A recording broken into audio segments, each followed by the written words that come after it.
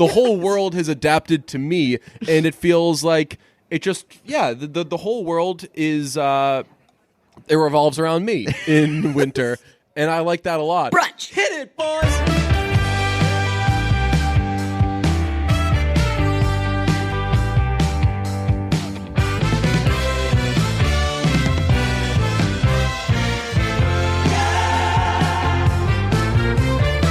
It's Tuesday, and people are doing nothing that impacts Nike whatsoever. Oh, that shit is the best. I laughed so hard for so long yesterday. Yes. There have been so many tweets that I've laughed at. And they needed to point it out to them that, like, well, just for that, Nike, now I'm going to go around in a fucking weird-ass looking shirt. I'm still going to wear it, but I'm going to cut off the part that says Nike, so I'm going to look like the Regina George trend in Mean Girls when she cuts the nipples of the shirts. Yeah. I love when people protest, like, billion-dollar companies that are not going to be felt, that they're not going to feel that at all. Mm-hmm. And also just like, no, you're not. Yeah. The people that were like, I'm not going to watch the NFL this season. I refuse to watch it. Those people were tweeting about the NFL like 2 weeks later. Yeah, and also Britt McHenry, she's like, I'm not watching the NFL. It's disgusting. I hate when they protest the troops. 2 weeks later, she was chain smoking cigarettes and tweeting about the NFL. I could not. Britt McHenry is one.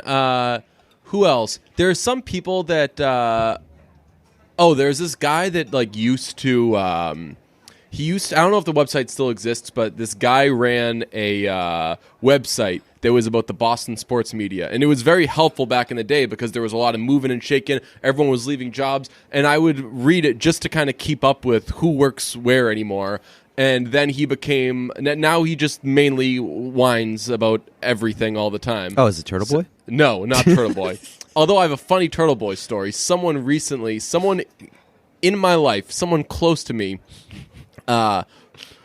independently arrived at Turtle Boy because Turtle Boy had written something that was like ruthless and like they really went after so-and-so and the person thought it was funny. I bet they made up some names. Yeah, and they were like, do you know who Turtle Boy is? And I was like, do I fucking ever? I was like, you should listen to what they did to my poor, poor son. Or whatever what he did. What's his name? And you. Yes, yeah. Well, both of ours, it made me feel good about it when he like doxed us both because I was like, whoa, you got pretty clean records. Because that guy spent all fucking day looking for anything and everything, and all he got was... So Pete did get in trouble for that tweet one time. Yeah, the one that I publicly had acknowledged. Yeah, and I mean, you tweeted it from your Twitter account like a week earlier, and then he pulled up like videos that we posted from the brunch. That was YouTube. my favorite thing. So I was showing this person all the stuff, and he was like, "So aren't those pictures that you posted?" I was like, "Yeah, like a year ago even. Yeah. Like I recently decided, hey, let's dress up like cowboys and have a really silly photo shoot." There were people that like they posted that. There were people that came out and they were like, "I never would have seen this video, and it's pretty funny." So thanks. Oh yeah, yeah. So I was saying, so I don't follow that guy anymore who just like whines about everything, and I muted him because he just replies to everything like me or other people in the biz will do, complaining about stuff. So someone the other day was like, oh man, is that guy insufferable or what? And I was like, oh shit. Come to think of it, I haven't seen any of it in like 2 years now because I've just muted it and ignored it. Yeah. Whenever someone's like, oh man, Britt McHenry, what an idiot. I haven't seen it because I ever muted and everything. So I'm just like, I agree because I know that that's right. You know you don't have to be exposed to it to know that it all sucks. It's like, oh man, that thing that Britt McHenry tweeted. Oh man, she's so inconsiderate. It's like she only cares about rich white people. Yeah, so you know what I'm talking about. Yeah, for sure. I definitely saw that tweet. I was wondering if I had unfollowed her, and I did unfollow her. She still follows me. So. She I had an opportunity. I really sold out. She like quote tweeted something, or she did something that helped a tweet of mine, and I really at a crossroads there. Yeah, because I was like, ooh, I can do the old, hey Britt, sit on it. I'm bringing sit on it back, by the way. I don't hate it. Don't hate it. Do you know what sit on it's from? No, but I know that it's been used quite a lot when I was Probably around when I was like in middle school. Yeah. So Sit On It is from Happy Days. Oh, really? That was the old, like, hey, go fuck yourself. That's awesome. They would use it in Happy Days all the time. That was apparently very big in the 50s. Yeah. So I don't know what Bryn McHenry said about the Nike thing. I'm sure. Neither do I. But I'm sure it wasn't good. But, and everyone who's like, oh, screw Nike, I'm done with Nike now. Well, burning the Nike stuff you already own makes no impact. Also, if you support Under Armour or Adidas or anything, you're siding with someone who also thinks that like Trump is the worst. Yeah, well, I mean, Nike retained Kaepernick because these other companies wanted to sign him. Because like they were sitting on that so they deal. were franchising him basically. Yes, yeah. No, they had him signed throughout the entire thing, and then like at some point recently they decided to redo his deal, and now he has a new deal. Nice. And so he's coming out. He's going to get like a clothing line, going to get like a lot more play through Nike now, and that happened because they were sort of considering their options and letting him go. Then like Adidas and I'm assuming probably Under Armour, like were interested, and so they were like, "Oh fuck, we're keeping him," and so they signed him to a new deal. So it's like if you're boycotting Nike, it's just because Nike got the deal that the other two wanted, or the other three wanted. I've got to say, I was never a fan of Colin Kaepernick. I thought he was an unbelievably overrated quarterback. When he lost his job to, who did he lose his job to? Was it Brian Hoyer? Yeah, it might have been. It was like a bad quarterback, and the Broncos were interested in maybe giving him a crack when they were trying anybody and everybody at quarterback.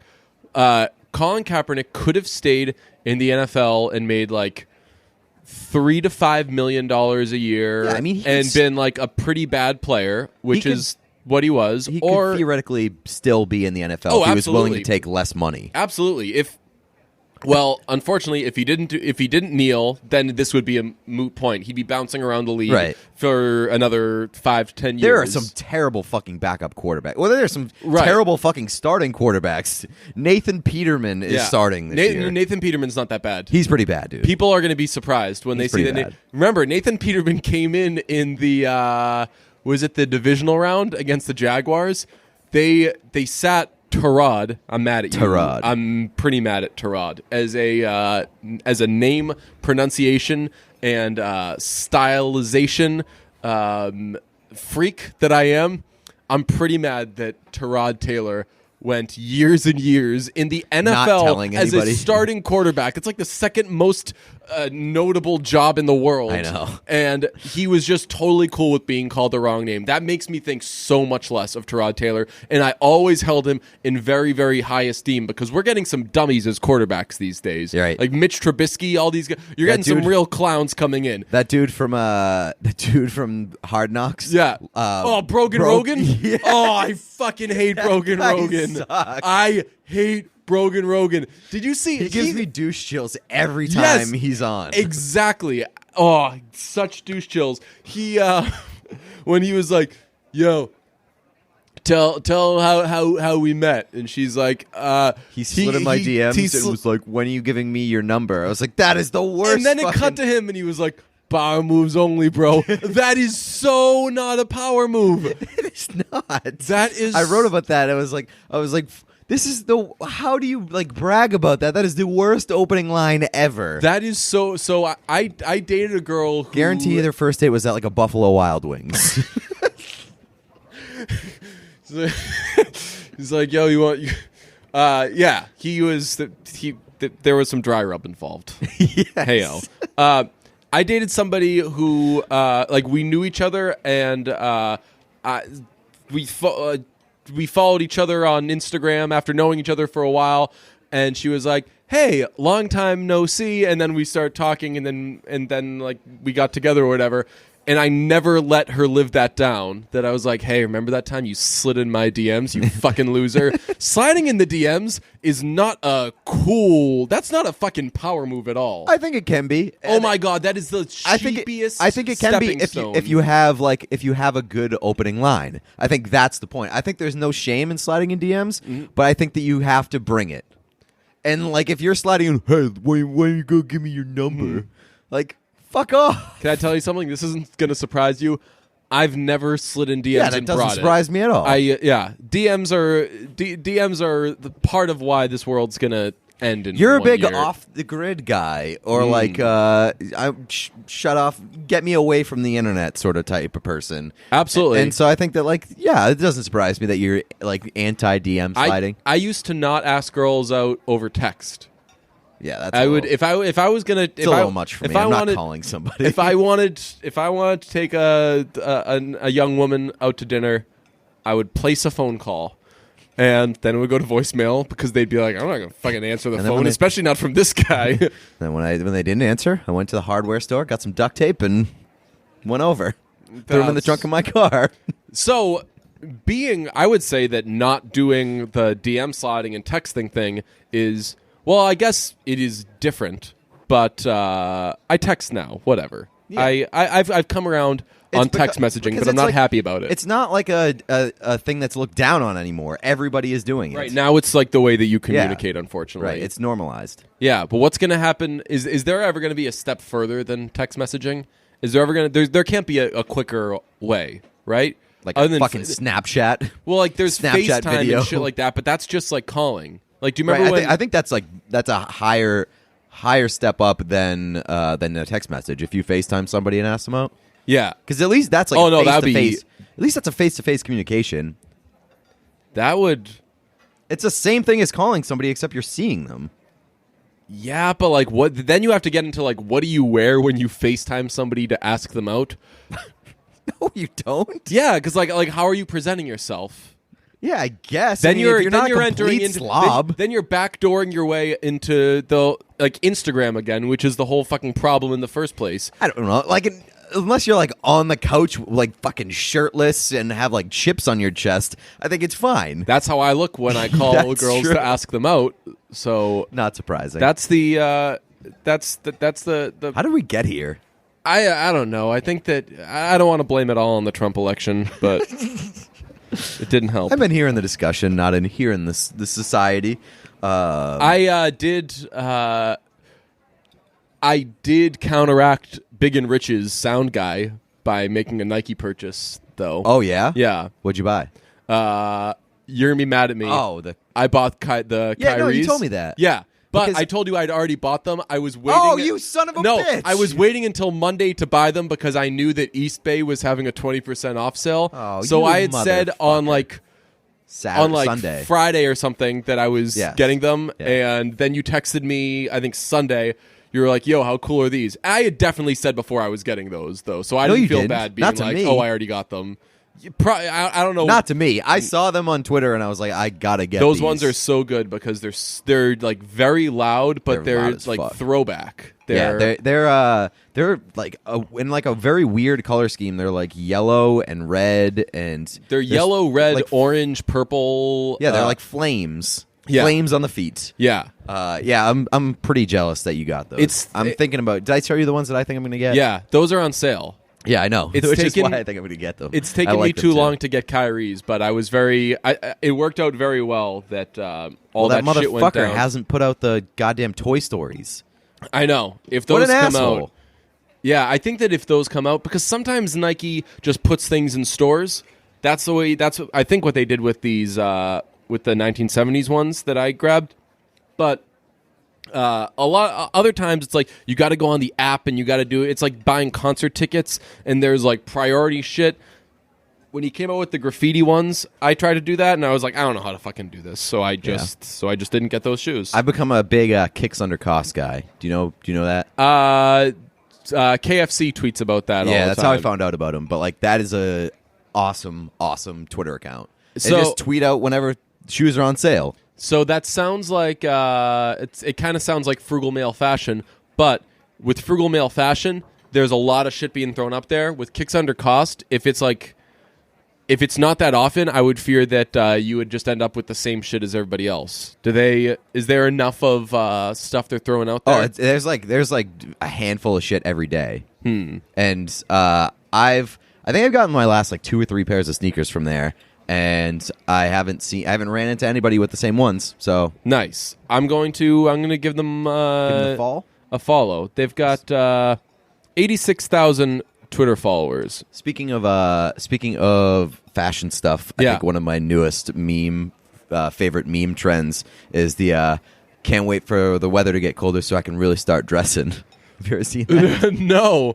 I posted I posted a picture of that to our Instagram account like last week. What was it? And it's me wearing me going as Joey. Yeah, no, I saw that. Yeah. So that's like a meme now where it's somebody wearing something absolutely fucking ridiculous. Yeah. And it's just like, can't wait for the weather to get colder so I can really start dressing. I've got the perfect one. Last year on Boston Sports Tonight, the last show before Christmas, they were like, hey, feel free to dress a little Christmassy, everyone. So people were wearing like a Christmas tie or whatever. So I dressed like Ebenezer Scrooge, and that took me like a full day and a half to toss together an Ebenezer Scrooge outfit, and it was awesome because there were like segments where we're having like real sports debates and like yelling at each other, and one of us is fucking dressed like Ebenezer Scrooge. I thought it was the funniest thing in the world. That's amazing. I'm gonna do that. Can't wait for the what weather. Is it? Can't wait for the weather to get colder so I can really start dressing. Well, that's with a devil face. Yes. Well, that's true anyway because we've talked about this before. Nothing beats fall fashion. I mean, I love fall fashion. I decided this week. I came to the conclusion because I tweeted yesterday. I was like, "Summer's not over. Summer's not over unless you're ready to say that summer isn't over. Especially summer isn't over when it's fucking 90 degrees and humid and disgusting out. It still feels like summer, but summer's a state of mind. I love summer so much." Because it's the most carefree season, but fall is definitely the best season. Fall is awesome, and before we get onto this, we've already had this discussion, so I don't want to get too into it. But okay, fall. I feel like fall is the best season, but fall is also like the shortest window. Yes, fall feels like it's only like 3 weeks long, and then it's just miserable, and you're into the winter. Everyone says that they're like, "Well, fall's bad because winter comes next." You know, it's not that bad. Winter. I don't hate winter. Sucks, man. Winter sucks. It gets dark really early. It's fucking bitter cold. Good. There's no leaves on the trees. Just the whole world needs to be dark. I think that you just like when the world aligns with your depression. Yes. That's what, you know what? So everyone's like, "Oh, seasonal depression That's happens." why you have reverse seasonal depression, because you like when everybody else is depressed with you. Yes, exactly. So when the winter comes, it's like I'm a fish that's in the right Welcome water. To my world, bitch. Yes, like the water is finally my temperature. The whole world has adapted to me, and it feels like it just the whole world is it revolves around me in winter. And I like that a lot. When summer comes, so everyone was saying, "Oh, bye summer, goodbye summer, I'll never forget you." Like, shut the fuck up. This is the second summer in a row I've been like, well, I didn't really do anything this summer. I focused on work and basically slept whenever I got the opportunity. And I did some fun things, but this wasn't the most fun season I had. I will forget you, summer. Yeah, I crushed the summer, and now looking at it from your perspective, you definitely had a tumultuous summer. You were a little all over the place. At some point this will stop. I am going on a lot of months of feeling like I'm stretched very thin, and I have no idea which way to go. And I've been through this. Great. I've been through this ride with you plenty of times before. It has never lasted this long.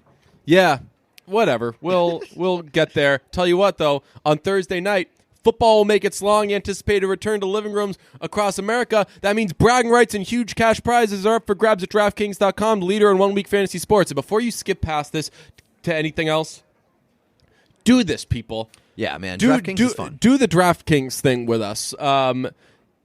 It's just fun, and it's awesome, and it's good for us if you do it. Yeah, if you play it, you help make us some coin. We're trying to get rich. Not really rich. We're trying to get comfortable. Yes. So for the season opener, DraftKings is hosting a fantasy football contest that's $10 to enter and has a $1 million top prize.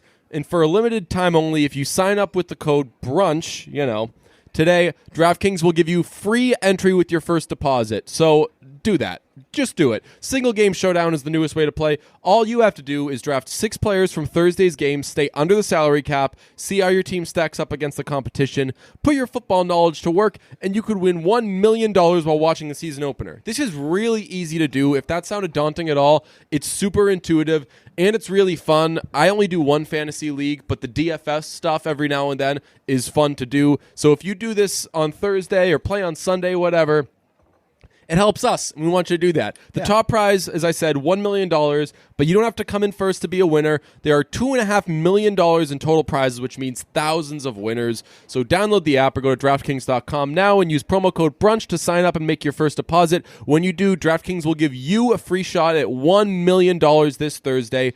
That's code BRUNCH at DraftKings. Minimum $5 deposit. That's nothing. Eligibility restrictions apply. See DraftKings.com for details. But for sure, do this. Yeah. I was really excited when I got the email from our DraftKings pals that were like, yo, are we doing this again? Because we had a lot of fun with DraftKings last year. And we had a lot of success with DraftKings last year, too. Yeah. It did well for us. Yes. It was fun. And we've got some stuff coming up. We've got some stuff we want to do. And if you sign up, let us know. Tweet at us on Twitter. Let us know that you're playing with us. And also, if you need some help signing up, if you can't figure it out, let us know too, because we'll gladly help you and guide you through the process. Yeah, we'll do some special stuff for you. Not for everybody, but if you play your cards right, maybe we'll give you a shout out. I don't know if anybody saw this, but somebody asked for a birthday request from us last week. And we signed a cover of Imagine Dragons. Oh, vinyl. yeah. That was great. Did you see them tweeted at us? No. Yeah, they tweeted at us. The girl was pumped, I guess. So that was very, very cool. Oh, you're right. I did see that. Yeah, I did see that. Very cool. That was such a good idea by that. I think it was her boyfriend that asked for it, which, boyfriend of the year for that guy. Nice. I'm trying to think. Who's not boyfriend of the year? I don't know. I feel like that could end up in a dangerous place. It could end up in a dark place. So let's not do that. I saw some movies over the past. Before over the we weekend. do that, I really want to talk about. Did you watch Insecure this weekend? No, I'm behind. I'm too behind on Insecure. I'm too behind on Insecure. So, did you see the part where I've got the missing Lawrence blues? Well, you might get cheered up a little bit. Ooh. Because do you remember? Did you watch the episode with the guy in the Uber, the Lyft? Yeah, where they get in the fight in the back seat. The nice one returns. Oh, nice. And they have like a full episode with him. That dude is like one of the most handsome dudes in the world. Ooh, so yeah, I didn't notice it because the lift was a little dark. Mm-hmm. Not the best. Not the best lighting situation going on. He shows up in this weekend's episode. Yeah. Whoo, mama, that guy brings the heat. Man, I don't know. That casting department should get some sort of award because they somehow just find the hottest guys. Yeah, but it's a little unrealistic. I like when shows like mixing and everybody on that show. Everybody on that show is beautiful, and that's not real life. That's true, but I mean, it's great for the eyes. Like a lot of the situations are relatable, and I think that's why shows like Insecure, shows like Girls work. But you got to mix in some. You got to mix in some crazies. You got to mix in. Yeah, especially with Issa's situation where she's like not well off. She's sort of struggling through her adulthood a little bit. Yeah. She would definitely have some people judging. Like beautiful people, a lot of the times only hang out with beautiful people. So, you think that Molly would have dumped her by now? Yeah, would be like, I can't be seen. But Issa is gorgeous. So absolutely. So I don't know.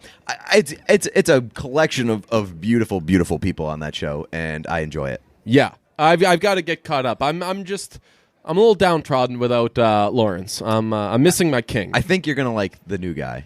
Cool. Let's quickly hit on Better Call Saul. That was, I think, the most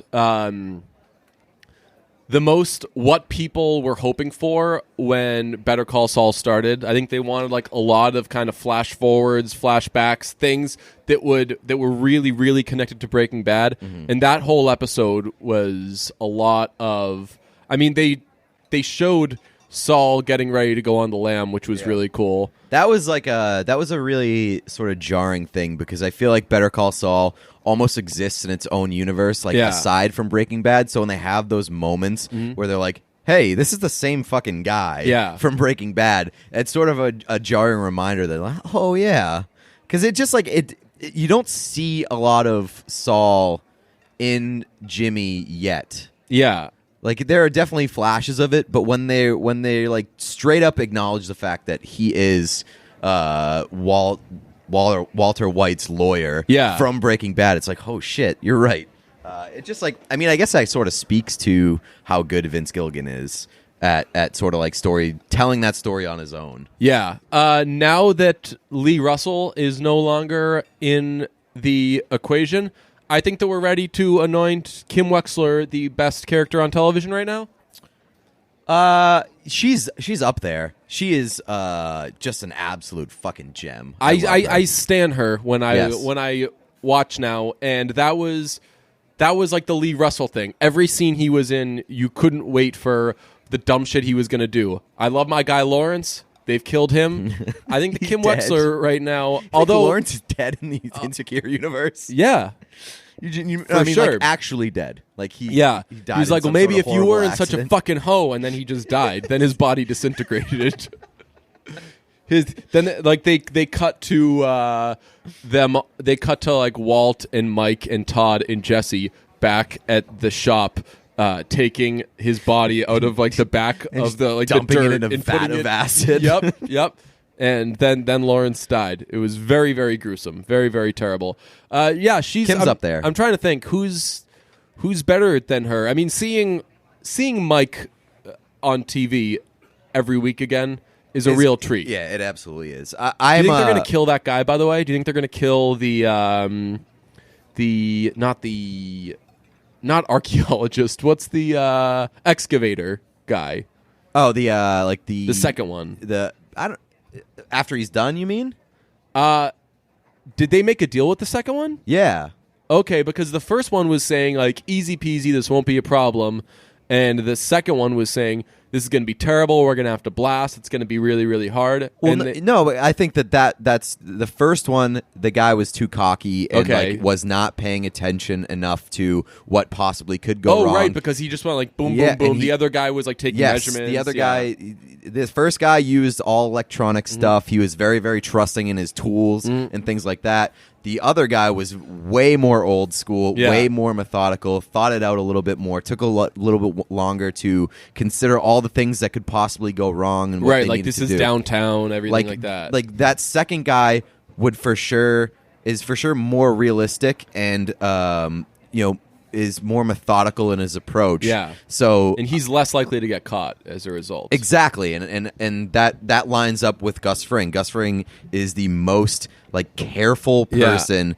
And so I think that's why he only introduced himself to the second guy rather than the first guy. The first guy doesn't even know that Gus Fring exists. Right. The second guy got a call back. Right. Yes. That was the second guy is the guy that's going to build that the lab underneath the thing. So the second guy came in and he was like, this is how it could go wrong. These are the risks we're running. This is everything. This is going to be nearly impossible. And Mike said, "You're going to Hollywood, kid." And then Gus Fring came in and he ran out after puking. Wow, that guy was puking a whole lot.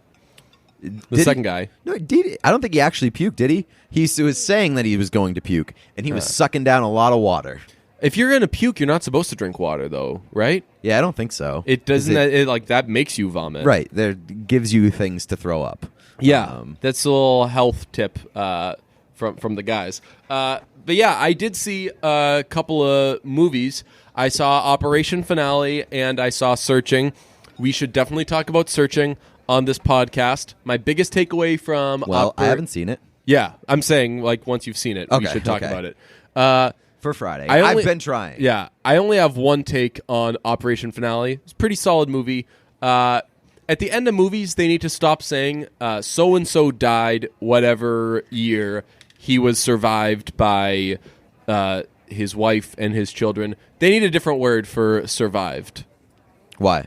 Because it makes it sound like they were supposed to die too. It's just like, what do you think? You're better than me or something? Right. It's like my grandfather died of old age. Don't worry though. I got out alive. Yeah. He was You need a different word He than was serv- outlived by. Yes. Outlived would be more of a dagger. That would be, I would prefer outlived because that's my kind of humor. Just a little like, hey, Hey, I beat dead him. much? Yeah. And Everybody Loves Raymond. Frank loves to read the obituaries so that he can find out which motherfuckers he beat. Oh, that's amazing. That is a joke that they use in Everybody Loves Raymond. Breaking news, Le'Veon Bell isn't playing week 1, and that stinks because I spent $102 of my $200 budget Really? in fantasy on him. This was the year I decided I'm going to go with the strategy of I'm just going to get the fucking best guy. I'm going to pay out the nose. I'm the number 1 pick in both my leagues. Yeah. I took Todd Gurley in both of them. I would prefer Todd Gurley Yeah. to Le'Veon Bell.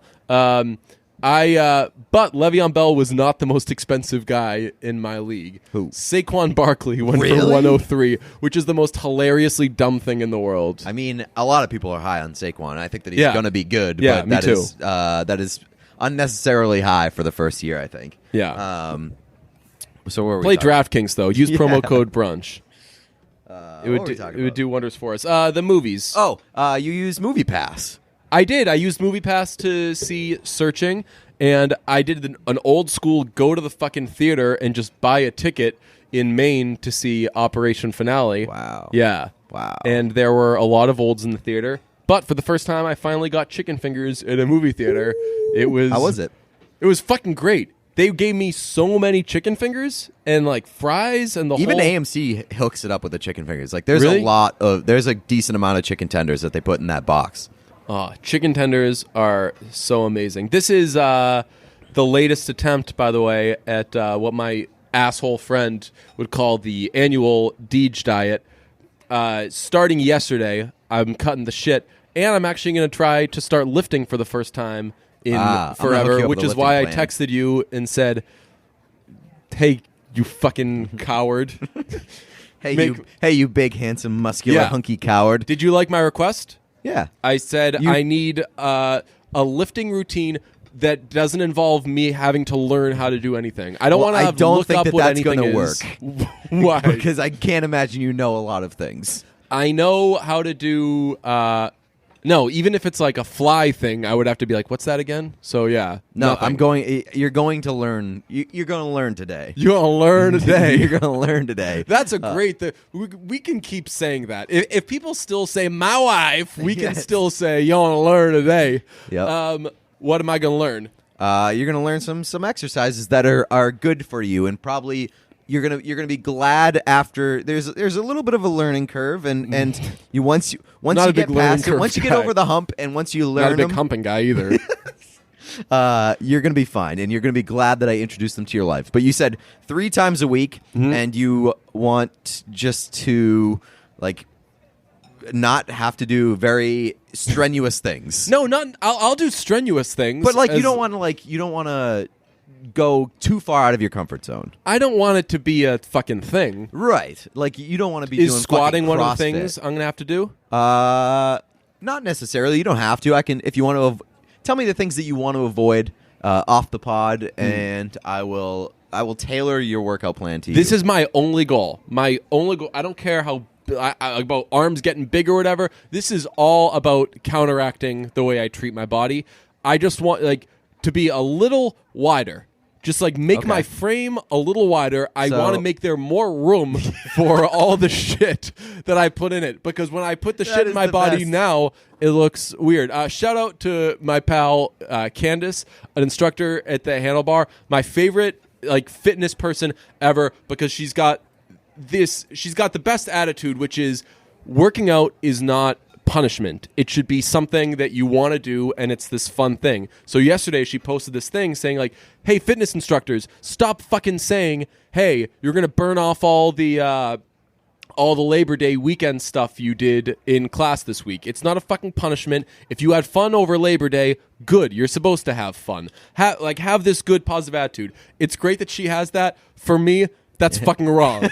Like fitness has to be because you act like this, DJ, you have to do this other shit. Yeah, that's fair. I think I just wouldn't go to the gym if I was like, I I don't need this. Right. I deserved all the beer that I drank this weekend. So, which is, I mean, that in theory is the right attitude, though. But that's like, you what drink that's beer what because gets you me like to it, the and you gym. exercise because you like it. You know? But the beer is what gets me to the gym. Yeah, you 'Cause I'm like beer so much. Exactly. You like beer enough that you'll go to the gym for it. I've resigned myself to the fact that I like beer so much, and I really don't love the gym that much, that eventually the gym is just going to fade away for me, and I'm going to be like, you know what? I'm done with this. Once we're living together I'm 38 years old. I don't need to be in shape. What am I doing this for? And then I'm just going to get fat.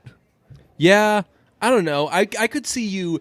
Would you ever like retire into like group classes or anything? I think you go to a couple weeks to keep maybe. yourself honest. Yeah. You wouldn't start running. No, definitely not. I Yeah. would need to do something that sort of held my interest, and running does not fucking hold my interest. I wish so badly I was a person who got up and wanted to fucking run around. Yeah, I know. That's terrible. Yeah. Who the fuck gets...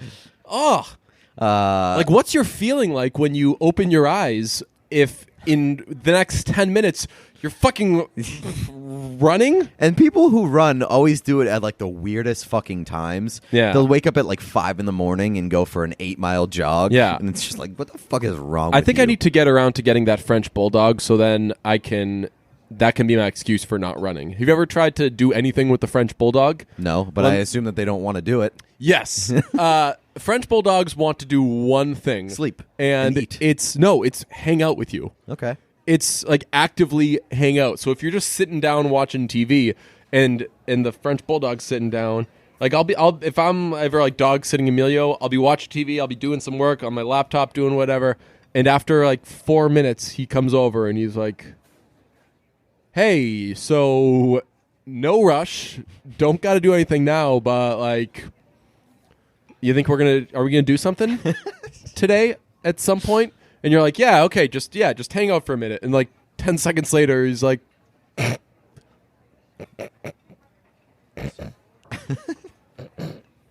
so now, so that's all seems like a French nightmare bulldogs to want to me. do. So if you're walking a French bulldog after, like, I don't know, 30 steps, they sit down.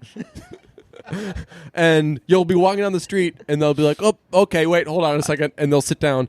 Half the time I walk Emilio, I have to pick him up and walk him to an area. That's like me hungover, where it's like I'm really hungry, but as soon as I sit down to start to eat something, I'm like, ooh, I can't do this. Yeah. This is not for me. Yeah. And so that sounds like what French bulldog's life is. They're like, hey, let's do something active. Yeah, I mean, but they if I get a Nope. French bulldog, I can just blame not doing anything on like, oh, well, you can't take 10 steps without this fucker sitting down. All he likes to do is hang out and watch TV. Maybe I should get a French bulldog then. Fair enough, but I think it sounds like we're gonna have to do some chests for you. We're gonna have to do some shoulders for you, just to broaden the like the top half, so that you can pack on a little bit more in the bottom half, and it won't look dumb. Yes, exactly. I would if I'd like my shoulders to be just like as big as my thighs. Okay, all right, And that way we'll work on it. because you can't just be the thigh guy. No, Which that's I am. fucking weird. Fortunately, I'm the thigh and the nose guy, and the Adam's apple guy. Sometimes the hair guy. The nose sort of distracts from the upper body, while the thighs. God bless this nose, man. Whenever someone takes a fucking shot at my nose, like Turtle Boy did, Oh, yeah. I'm like, oh man, you have no idea the things this nose has done for me. I am eternally grateful to this fucking nose. I tried to see Operation Finale on opening night last week. I went to like the 10:30 showing or whatever at our favorite cinema, and for the first time in my life, I encountered a fucking broken projector. How does that happen? I don't still? know. I would think that like you just press play. Right, and like if that one breaks, then you move it to another one. It's Yeah. it's opening night for Operation Finale. You can't just like get rid of a goddamn showing of The Incredibles 2 Yeah. or something, which is somehow still in theaters. Mamma Mia 2 is still in theaters. I gotta it. grab one last peek. Don't I know it, because so I was already at the movie theater, and it was like 10:30, and I was like, I gotta see a movie, and so I went to see that fucking movie Alpha, which I had absolutely no interest in seeing. Yeah, same. So I said I was gonna. They were like, "Hey, well, a movie's on us. Pick one." And I was like, Mamma Mia 2. Yeah. And so I got a Mamma Mia 2 ticket, and I was walking over to the cinema, and Alpha was playing at the same time, and I was like, you know what? I might as well just see a movie that I haven't seen before. Do something new. So I saw Alpha, and it was actually not that bad. Oh, really? It was better than I expected. All subtitles, and I don't know if you saw me tweet about this, but it was me and 2 other people in the theater. It was a mother and her young daughter. Oh, right, and The daughter apparently could not read, and the mother was reading the subtitles. Reading the subtitles out loud, like very loud, to the daughter. And the entire movie is subtitles because it's like a prehistoric sort of movie, so they don't speak English. Before they had English? Yes. So it was fucking infuriating. I ended up having to move all the way to the back of the cinema, which it sort of helped, but it was still very, very annoying. It was a nightmare. But the movie wasn't that bad, and as soon as it got out, I was like, I bet Mamma Mia's still playing. I bet I can catch like the last half hour of Mamma Mia. I walk into the theater. 2 seconds after I walk into the theater, the Dancing Queen scene starts. That is unbelievable. It just That's completely a miracle. turned my night around. That's so fucking great. Man, yeah, I'm going to get one more viewing of that movie. And a lot of people have asked me, like, is this really that good, or is this just like one of your fucking things, like Thunder? And I'm like, no. A, Thunder is really good, but B, it is a thoroughly enjoyable movie. You smile the entire time. I would say it's probably like a B plus movie, but it is a B plus movie that makes you feel so good. It makes you feel A plus. Yes, exactly. That is the best way to put it. So I probably won't see it in the theaters again. I want to see Mission Impossible again. I still got to see Operation Finale. I still got to see Searching. We'll probably do those for Friday. Yeah, I was quite disappointed in Searching. It wasn't what I thought it was going to be, and it came out, and everybody was saying that it was great. Like I want to root for it because I like what's his name. Yes, same. But the big time movie boys all said it was fantastic. Okay, so I was like, oh shit. It wasn't even close to as creepy as I thought it was going to be, which was my initial aversion to it. It wasn't creepy, and just the whole process of it and the result, the twist, if you will, didn't wow me at all. Yeah, it looked like a pretty bad movie that I didn't want to see because it was going to be creepy. And then I saw it, and it was just a pretty bad movie that wasn't creepy. So I guess it has that going for it. Okay. It wasn't that good. We'll revisit on Friday. I still want to see it. Still gonna. Are we? Is it a Blumhouse? What's that? Is it a Blumhouse movie? No, I don't think so. Okay. No. Well, it seemed like the budget was pretty low, so I assumed that it would be a Blumhouse movie. PSA: Happy Death Day is free on demand. I think it's through Cinemax. Ooh. Yeah, might bang that out one of these days. One thing that I mentioned to you last week, I texted it to you, you never responded. It was like a revelation. I was reading the Seinfeldia book. In the last chapter, they sort of go through sort of the modern Seinfeld phenomenons. No, they talk about Seinfeld 2K. Oh, really? In the last chapter, yeah. And they basically like talk about the guy who started it and like his motivations and stuff like that. Yeah. And the reason why he talks so dumb and like types like an idiot and misspells everything on Twitter. Oh, I did see this text. Is because he was inspired by Multiplicity and Michael Keaton's character. By number 4. The clone. Yeah. The clone of the clone of the clone. Yeah. Who is clearly missing some things upstairs, and he just loves pizza so much. Yeah. No, he was like, since I copied the clone of Seinfeld today, I decided amazing. to make it like a less smart Yeah. version of it. And I thought that was hilarious. And that was like the perfect fucking intersection of your interests. Yes, that is unbelievable. We've got it. So I think his name's Jason. Yeah, and he's from Canada. Yes, and I know that because when he sent me a care package, he had to list on it what was in it, and he, true to form, he spelled like one T-shirt, one box Junior Mint. Well, from the chapter in the Seinfeldia book, which is really good, by the way, I would highly recommend it. I gotta get on that. It's like getting me back into Seinfeld with renewed interest. Nice. I did a lot of reading this past week. Oh, yeah? Not a lot, more than usual. Like 3 pages? like dozens. Okay. I've read dozens of pages, but it was just the shit that I usually read. It's a book called Man on the Run. It's Paul McCartney in the 1970s. So after he left the Beatles, a lot of good stuff in there about him suing the other three and all the kind of back and forth. But I love a lot of the stuff that he did immediately after the Beatles, which wasn't very well received, but now people kind of like it. So it's cool reading about that and the type of shit that was made then. But that's the type of fucking thing I read. Anyway. You're going to have to give me a crash course on Paul McCartney before. I've been thinking that as I've been reading it, and I'm like, I'm getting to certain parts, and I'm like, ooh, I'm going to make this playlist. The issue is I rage deleted Apple Music, and I know that you don't have Spotify. Yeah. So I rage deleted Apple Music because when I get in my car, it automatically plays the first thing on my Apple Music. Okay. And so so do that for everything, I feel like. Doesn't do that on Spotify. Oh, wow. Okay. So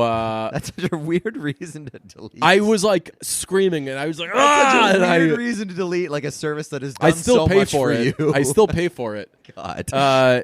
Yeah, so I definitely need a crash course on Paul McCartney. I would love to just have like a Spotify or like any sort of playlist for ACL artists that we're interested in and possibly going to see. Yes, I've looked at. So the schedule is out, and there's some troublesome parts. Mainly that Father John Misty concludes his set at the same time that Paul McCartney begins his set on the other side, and it's upsetting because it means that we'd have to either miss like the banger at the end of Father John Misty's set, or get like really, really shitty spot for Paul McCartney. Which I'm okay with. So like when we did like Radiohead and shit, I can never think of their LCD Sound System.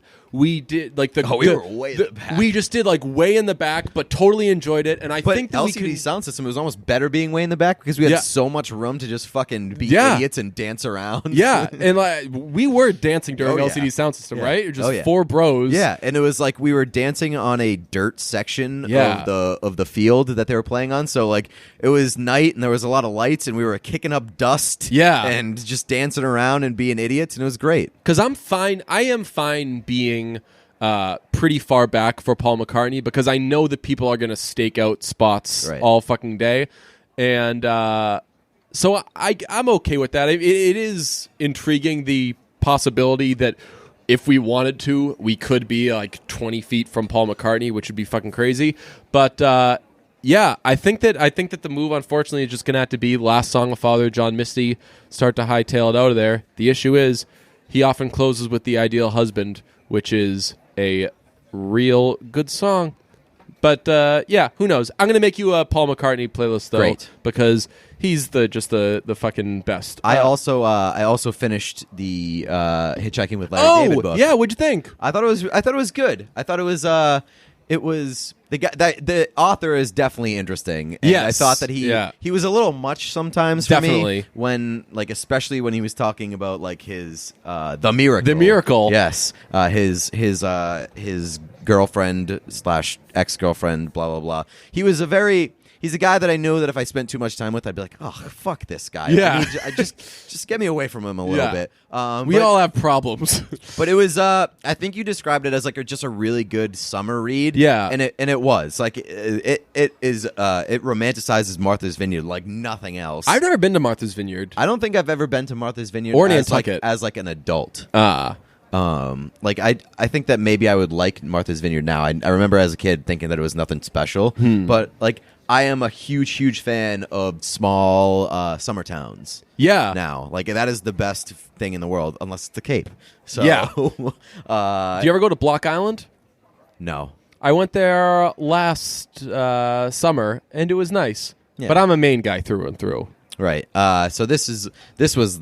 I mean, the guy who wrote Hitchhiking with Larry David, that guy lived a dream summer. He had absolutely nothing to do and just kept going. It was just like him bouncing around from fucking like ice cream shop to pizza place to just riding his bike everywhere. Which I just did that for a week, and if I did that for a week and a day, I would explode. Yeah, I don't understand like how you just go through an entire summer without doing anything. Right. Like I was off last week, and I was very much looking forward to having a week of no responsibilities, and it like took me a few days to put my laptop away because I still like wanted to think of shit, and it's hard to fucking rev stuff down even if you're like, all right, I'm not going to do anything now. Within 10 seconds you fucking get stir crazy. I don't know how that guy didn't.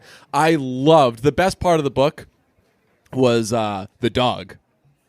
His parents have a dog named Max, and so my dad is very much like that. So his parents have a dog named Max, and every time he goes near the dog, the parents, very concerned, tell him to not hurt the dog, which is the most ridiculous thing in the world. Why the fuck would this guy hurt the dog? But my dad does shit like that too. Like if I see one of the dogs, I'm like, "Oh, hi, Mindy." My dad will be like, "Don't make her crazy. Don't rile her up." And I'm like, I'm petting her. Let's relax. But some dog owners just are like that. So at one point of the book, his parents go to pick up the dog, and he says to them, "Don't hurt him." And they get very serious. Like, why the fuck would we hurt him? We would never hurt Max. Yeah, that was pretty good. I also like that Max was very good about taking advantage of the mother's dementia. She would feed him, and then he would come back like 3 seconds later, and she'd be like, "Oh, I gotta feed you." Yeah, so amazing. They really glazed over the mother's dementia. Yeah, like the parents in that book were very a little concerning. The mother had seemingly very serious dementia, and the dad was just kind of a dick. Did you look up what happened after the book? No. I definitely did. As soon as I finished it, I'm interested. Yeah, because he did like a press tour or whatever. Oh, really? Yeah, and they broke up again. So he got back with the Miracle, and then IRL, they broke up again. Yeah, it seemed like a relationship that wasn't meant to be. Right, and he just seems like the kind of person that, I feel like that happens to an extent with pretty much everybody. Where like, when you break up with somebody, you're like, that was the best thing that ever happened to me. You romanticize all the good things, and then as soon as you get back with them, you're like, So this is why this happened in the first place. Yeah, look at us talking about books. This was a pretty sophisticated one, I will say.